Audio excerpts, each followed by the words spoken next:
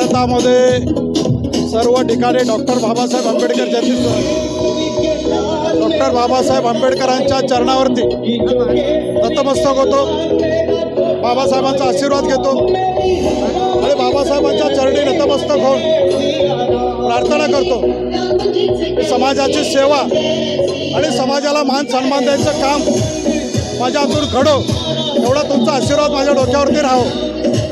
आज या ठिकाणी कुर्ल्यामध्ये विश्व हिंदू परिषद आणि बजरंग दल यांच्या माध्यमातून 17 एप्रिलला रामनवमी निमित्त आज या ठिकाणी भव्य रॅली आयोजित केलेली आहे।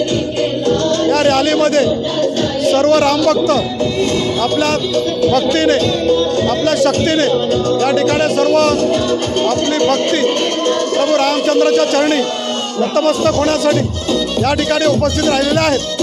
या सर्वांचं चांदवली विभागाच्या वतीने हार्दिक स्वागत करतो आणि प्रभू रामचंद्राचा आशीर्वाद कायम या रामभक्तावरती राहो आणि या चांदवलीवरती कायम भगवा ध्वज फडकत राहो ही प्रभू रामचंद्राच्या चरणी नतमस्तक प्रार्थना। चांदवली विभागाच्या वतीने हार्दिक स्वागत करतो आणि प्रभू रामचंद्राचा आशीर्वाद कायम या रामभक्तावरती राहो आणि या चांदवलीवरती कायम भगवा ध्वज फडकत राहो ही प्रभू रामचंद्राच्या चरणी नतमस्तक प्रार्थना।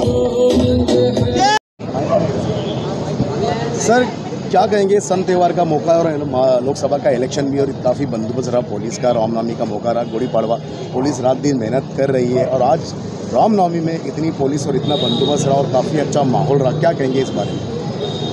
धन्यवाद। सबसे पहले मैं सभी लोगों को मुंबई पुलिस की तरफ से डॉक्टर अंबेडकर जयंती का शुभकामना देना चाहता हूँ। आज काजूपाड़ा और जरीमरी में एरिया में रामनवमी के मौके के लिए एक प्रोसेशन का आयोजन किया गया था। मुंबई पुलिस ने बहुत बड़ा बंदोबस्त का इंतज़ाम यहाँ पे किया था और मैं सभी नागरिकों का आभार व्यक्त करना चाहता हूँ कि सभी ने अच्छी तरह से पुलिस को सहकार्य किया और सभी जो बंदोबस्त है वो अच्छी तरह से पार पड़ा, तो सभी के लिए धन्यवाद।